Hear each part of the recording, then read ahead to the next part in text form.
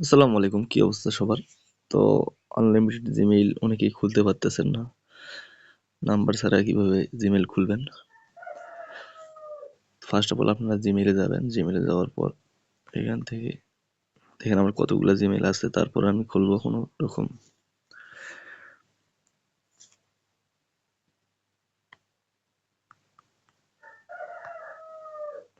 এটা account Google, আপনার ফোনের সিকিউরিটি চাইলে দিয়ে দিবেন। ক্রিয়েট অ্যাকাউন্ট মানে নাম্বার একটা ভেরিফাই আছে। আচ্ছা, আমার নামই দেই এটা।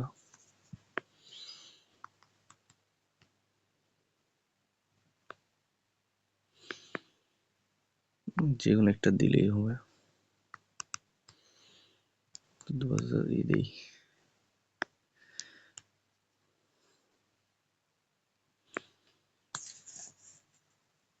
হ্যাঁ,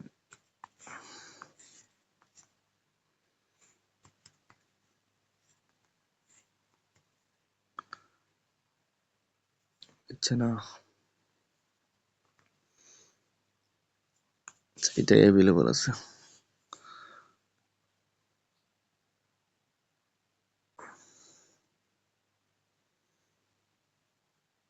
পাসওয়ার্ডটা দিলাম। দেখেন আমার কিছু চাইলো না। এটা না চাওয়ার একটা ইয়ে আছে।